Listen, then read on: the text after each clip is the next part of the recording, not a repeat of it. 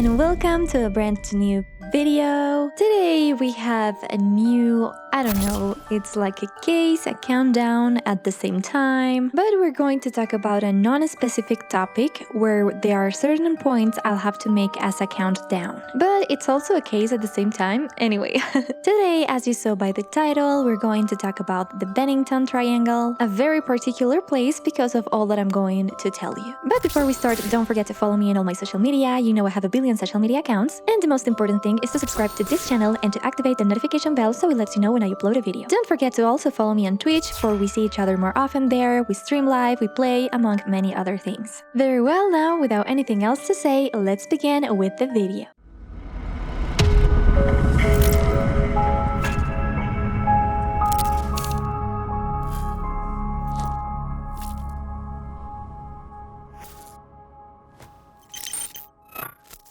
The Bennington Triangle Mystery. Well, where can we start? There are some things that we have to specify first regarding this place location so you know where it is. The delimitation of the place is not specifically known, but what is known is that it's close to a phantom town called Glastonbury, southwest of Vermont. In that time, that town was a logging town. There were many trees, many trees, and there were also coal mines where the people who lived there work at. It was a very popular town at the beginning of the 19th century because tree felling was all the rage. Everything was wooden, many things were made out of it. Even now, this is something we keep exploding a lot, but back then it was something very important, and that town, incidentally, was full of all those trees, nature, and it became a central point for tree felling. The Bennington Triangle wasn't called like that before. It was simply part of the Green Mountain National Forest of Vermont, but it was given that name later, and it was thanks to a writer called Joseph Citro. He named it like that on a public radio transmission in the year of 1992. For it had many similarities with known triangles from other places of the world and also mysterious things, and also was very close and had similar things to Bennington. However, the story of that place began to be popular and people started recognizing Bennington because of that. With that, I mean the radio program, and because of some books that were published. Among those was one called Shadow Child, which describes the events that happened in that place. What happened exactly? From around the 20th of the last century, people started talking about this place more than normal. It was like certain events began happening, and certain unusual things started to worry and mark the life of these towns and a specific area. It was specifically between 1945 and 1950, between the months of October and December. The several disappearances made this place become more and more popular. And let's say that what's interesting about all of this is that no many clues were found about these cases. The police never found the bodies, and it was just like those people had vanished completely from that place. How did everything start? It is said that it was around 1867 when all these events started and worried the people who lived in that place. They say that around that time, a wild man lived in a cave of the mountains nearby. And before it, as I told you, it wasn't called the Bennington Triangle, but Glastonbury Mountains. And many people say that it was a mysterious man that came out to terrorize and stalk a woman. They say that when he came out, he was a big man full of hair, like all covered. And suddenly, on some occasion, he came out and took off completely like a suit made of skinned animal. And he was completely naked. And in that moment, he started stalking a lot of people, shaking a gun and threatening everybody. So that was something supremely terrifying for some people. Then he went back to his cave and they didn't see him again. But it is said that he, who was called Glastonbury Wild Man, sort of started a series of odd events that began happening in that specific place. They say that the first crazy event happened in 1892. As I've told you, this was a town where only the families of 3 fellers and the people who work at the mines lived. It was all centered in all of those kinds of jobs. In 1892, it is said that a very serious accident happened. A man called Henry McDowell was one of these workers. This man left work with his friends. They were talking for a while, fooling around, and they obviously drink a lot of alcohol. They say that things went out of control at some point, and this man drank more than usual. Then he started arguing with one of his own friends, called Jim Crowley. This man, during all that moment of the attack and in the mad haste against the man, grabbed a rock and hit him in the head, killing him instantly. This obviously was something very shocking for everyone. In that moment, he realized what he had done and ran away. They say he tried to take a train to Canada. He regretted it and came back to his senses and decided to surrender himself. In that moment, when he was confessing to the police why he had done that, he said that he started hearing some voices in his head basically telling him to kill him. It was like they forced him to do that. And also he said that he had heard those voices before. The police decided not to lock him specifically in jail, but to take him to an asylum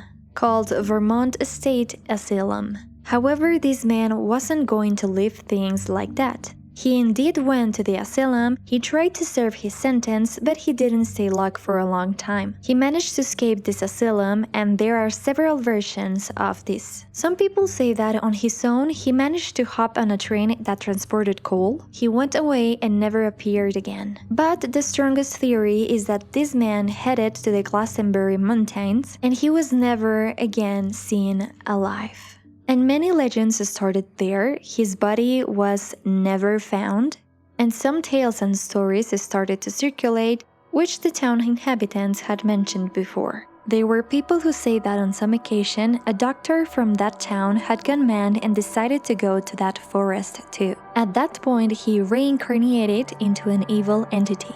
And it was like many things of that sort started to go around. Here as well, I'll begin with the small countdown I mentioned before. It's like a combination between the case and a countdown. There were some supremely important disappearances in this place, the most talked about, and the reason why this place is mysterious and eventually became completely abandoned. As I've told you, it's a phantom town, despite people still going and tourists to the mountains, but later I tell you more about that. The year of 1945 came, November 12th of that same year. As I told you, there were disappearances between October and December of the following years. It was precisely between those months of the following 5 years. Meaty Rivers was a very experienced hunter. He was also a fisherman and he knew the area very well. He decided to go to the Glastonbury Mountains with some tourists. He was an experienced 74-year-old man. It wasn't the first time he did this kind of excursions in that specific area. At some point, he separated from the group, like he decided to go ahead to see if he could find some other things. He told them, well, I'm going to get a little ahead, but you'll catch up to me. They say that he got to a place called Long Trail, and that's where everybody lost every trace they had found of him. In a matter of minutes, he disappeared. They could never find him again. They didn't have any clue about what could have happened. People who were with him obviously started to look for him. All the people did a search and they also called the police later so they could go around that place, but they didn't find anything. The only thing they found was a cartridge of his rifle. They say that what probably happened, as they found the rifle cartridge near the shore of the river that was there, for some reason he bent to pick it up and the water current overpowered him and took him away. However, they never found the body where the end of the river was, so it was something very particular. In that moment, they also say like, well, let's wait, he's a very experienced man. He'll obviously go back to town at some point. But that never happened. I mean, the man was never seen again, and it is said that 300 people between locals and army personnel were looking for him. That's how December 1st of the next year, 1946 came. Almost a whole year passed since this man's disappearance, and another completely unusual event happened in that place. In this case, a girl called Paula Wiltern. This girl was an 18-year-old student that around those days decided to go to explore that mountain. In USA, hiking and walking in trails and all that kind of things are very popular. So she decided to do that. Obviously, she had to go back home sometime later, but she never did. They started an extensive search, but they didn't manage to find anything. They found some witnesses, who were a couple of elderly, who say they had seen her passing them by. She had turned at a corner, but they saw that she turned, some minutes passed, and she wasn't there. It all happened so fast. Also, another man said that he also saw her because she asked him for directions. Something important about this disappearance is that she was the daughter of a renowned architect. They were a rich family, so the dad used all of his resources and things to be able to find his daughter. A lot of police officers were involved, and even officers from other states, and even the FBI itself. They offered a reward of more than $5,000, and they also searched around the college campus, but there wasn't trace of her. There were some rumors about her wanting to flee to Canada with her boyfriend. However, that was never proved, and the boyfriend remained there. In the end, her whereabouts remained unknown, and they also didn't find her body. Sometime later appeared a man who was known as one of the craziest and drunkards of the town. He supposedly confessed what had happened to the girl and what he had done. However, as the body was never found and there wasn't any proof about what the man had said, they simply let him free and left the affair as it was. As of today, the case remains open, but obviously I don't think anything different will happen. Between that moment and the next disappearance, there are rumors about 3 huntsmen disappearing there too. However, this was the only case I couldn't confirm if it was real or not, so that's why I'm only mentioning it. There are no details about what could have happened. According to what is told, 3 huntsmen got lost around those years, and so came December 1st, 1949, with the next disappearance of a man called James E. Thetford. Let's say that this is according to what it is said, the most enigmatic and incredible disappearance of Bennington. It is very curious indeed. I have many doubts about it, but it's quite difficult to find information. There's a few information about these cases, so there's not much detail. This was a man who was staying at the elderly's asylum. That was his home, and his family left him there, but they had a good relationship. Actually, he was just going back to the asylum after visiting his family after spending some hours with them. He was in the bus heading to the asylum, and that's where the disappearance happened. No one knew what happened. At the second to last stop, the bus stopped, several people stepped down, and the driver saw that the only person left in the bus was him. He kept driving, and he thought he would get off at the next stop. The bus didn't stop again in the meantime. However, when the driver got to the last stop, he saw the man wasn't there anymore. The only thing they found in the man's seat was his luggage and an open leaflet with the bus's timetable. Let's say that something curious had also happened according to what I found. I don't know if it's real or not, but his wife had also disappeared a month before when going to the supermarket. She had gone for some groceries and she was never seen again. It is said that he filed the report, but the police never paid much attention to it. Many thought that as she was 18 years younger than him, it was likely she had run away to create a new different life. A body wasn't found, and there was not a trace of this man. It is unknown where he could be.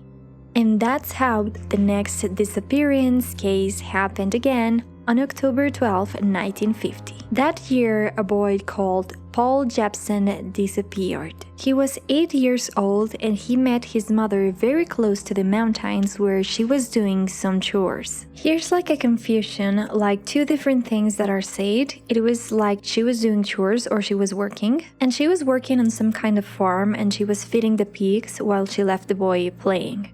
They said she got distracted for a few minutes, and when she came back, there wasn't a sign of him. They started to look for him everywhere, but it was useless. The mother said he had a wreck jacket on, so he would be easy to find or spot, but it wasn't like that. On the other hand, they sent hunting dogs to follow his trail. The dogs got to an avenue where they couldn't keep following the smell and they couldn't find absolutely anything. And so many people thought that the boy had been kidnapped and put in a vehicle that left through that avenue. Many also have doubts because they say the boy went to the mountains. The dads say that around those days the boy had been talking a lot about those mountains and how he was attracted to them. So probably he went there out of curiosity and then he was never found. And so the last disappearance happened on October 28th of that same year, 1950. In this one, a woman called Frida Langer was the one that went missing. She was at a camp with other friends, and that day she went out to walk with her cousin. At some point in the hike, she tripped and fell into a place full of water, so she was completely drenched. She told her cousin, "Look, wait for me here, I'll go fast to the camp, I'll get changed and I'll come back." However, she never came back. He waited for a long time, and when he go back to the camp, they told him like she hasn't been there either. So she never even made it to the camp, she was already missing. A search was organized, they looked by air, land, and water, and they didn't find absolutely anything. But here's when this is very curious and different from other cases. This is the only case in which they managed to find the woman's dead body, but 7 months later. It was curious because 7 months before, they did a thorough search of that place where they found her later. But nothing had happened and no one truly understood how 7 months later she was there in that place they had checked already. What was complicated about this is that her body was in a very awful state. Not even the autopsy could determine the cause of death, they couldn't do absolutely anything. And the disappearance ended there. There are people who say that some very odd things still happen in that place, but maybe there are many more that are covered up, let's say, for people not to fear that place so they go back. That's how many theories about what had happened appear. What is in that place? Why do people go missing? What's happening? It's worth mentioning that since this place started existing, since this town appeared, they said it was a town that reported many odd things. There were people who saw strange lights in the sky, sometimes the mountains expelled very fetid and horrible smells, and many sounds that didn't have an explanation could be heard.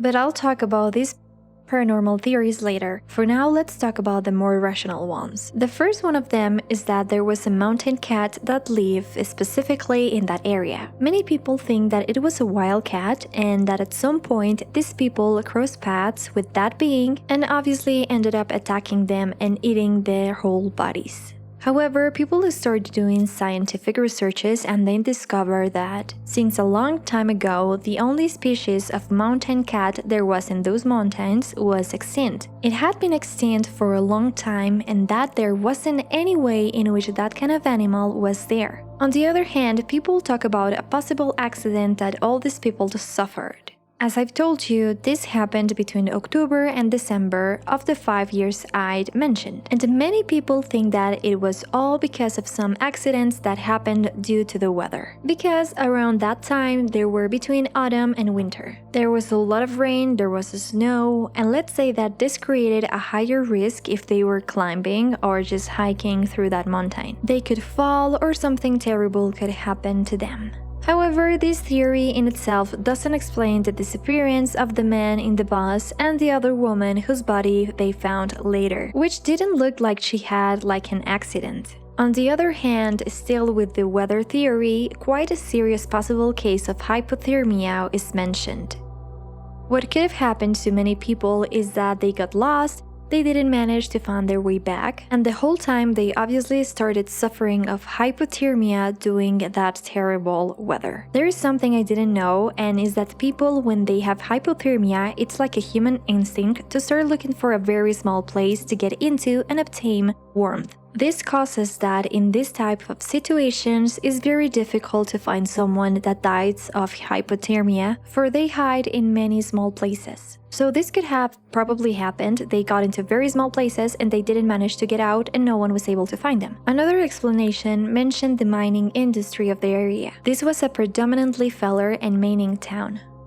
And by that time, it is said that there were many holes and things inside the mountain that sometimes people didn't see, so they fell inside the mines many meters below ground. And they disappeared completely. And of course, there was just no way to find them. And they just remained buried there, down there, without food, without anything, and they eventually died. But here's when other darker and different theories appeared, and for me, some of them make a lot of sense besides the one I already mentioned. Evidently, in the first of them, we talk about a possible serial killer. A person that was inhabiting those mountains and maybe was just passing by some days or at some points, finding these victims and just murdering them. He made their bodies completely disappeared. However, they say there's a very big inconsistency here because if he was a serial killer, he wouldn't have that range of ages and genders so different. I mean, for there were very old people, very young people, even children, so that wouldn't fit the profile of a serial killer. But for me, I think that a psychopath could kill people of any age. I mean, this could have happened also.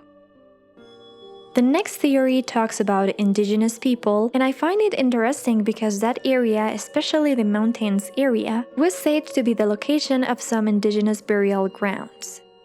It was something very curious because even in the very old times, so to call them, it is said that the indigenous people never wanted to live in their area itself, so they adapted them as burial grounds, because they say that that place was cursed, that there were things that were normal in that area, so to speak. They even say that there was a specific rock that swallowed people. It was like if someone found that rock and sat on it or did something to that rock, it would swallow the person and they would never be seen again. That was an indigenous legend. So it's interesting. Besides Vermont, or well, this specific place is a place in which proven scientifically 4 different wines met, like gods of wines from different directions.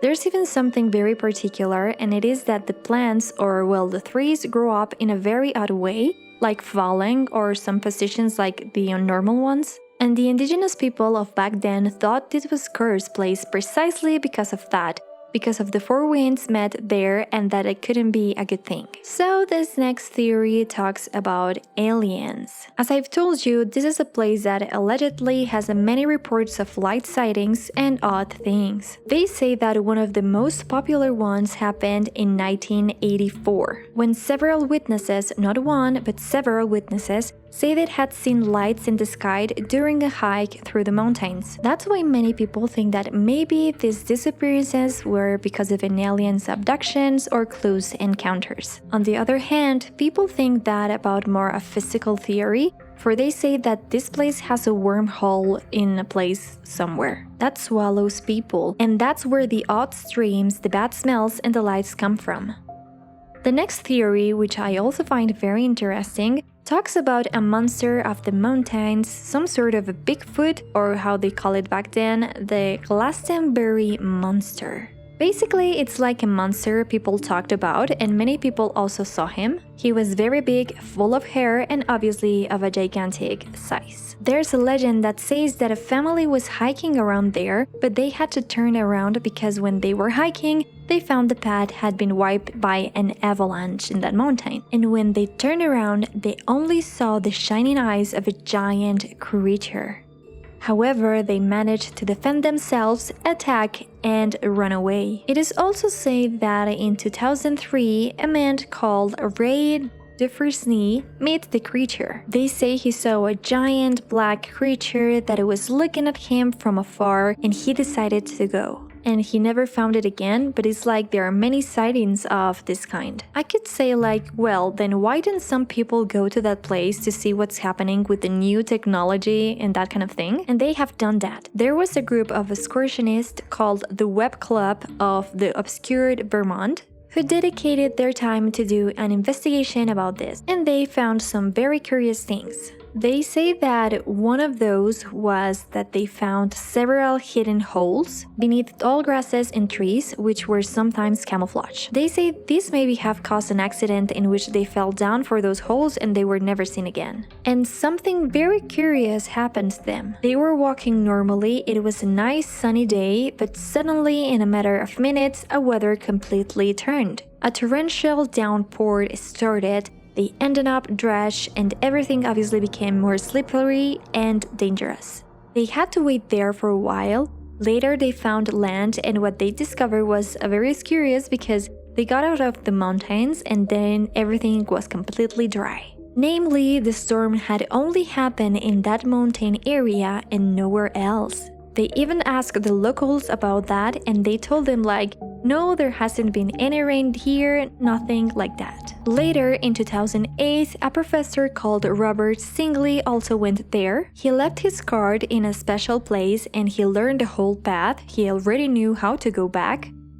And when he was going back, he discovered he had taken a wrong path despite him being 100% sure this was the correct path. He said that suddenly he began to see a very thick mist that didn't allow him to walk more, so he started gathering some sticks to make a fire. He was surprised because he couldn't find sticks, for everything he picked up from the ground were animal bones. I would obviously freaked out, but I don't know how the man didn't got scared. He managed to finally find some wood, he made the fire, and at the next day he realized he was closer to his card than he thought. He managed to get out of there and tell the story. As I've told you, the town was completely abandoned. I mean, it became a ghost town. It is said that there are some houses from that time that are still preserved and people try to sell them and that, but just a few people live there. But the most curious thing is that it's not forbidden to climb or hike those mountains. More so, there are groups that go constantly, that do their hikes without a problem, but it is said that they don't warn people about the disappearances. It's like they don't talk about that, they just don't mention it and let people go without a problem. As of today, nothing is known about those disappearances, but I wanted to tell you this in case you go over there, so please be careful. But anyway, I leave this video countdown case here. I don't know, it had many interesting things. I have read about it and I say like, well, maybe it is best for me to make a whole video about this, so I hope you like it. You know, if that is so, don't forget to leave a like, the thumbs up, comment if you also know about other curious cases you like me to talk, or if you find another countdown interesting for me to do. Don't forget to follow me on all my social media. You know I have a billion social media accounts, and the most important thing is to subscribe to this channel and activate the notification bell so it lets you know when I upload a video. Also, follow me on Twitch where we see each other more often and tell me what you think happens in this place. Well, thank you so much for watching me. Don't forget to follow your dreams, and I'll see you in the next one. Bye!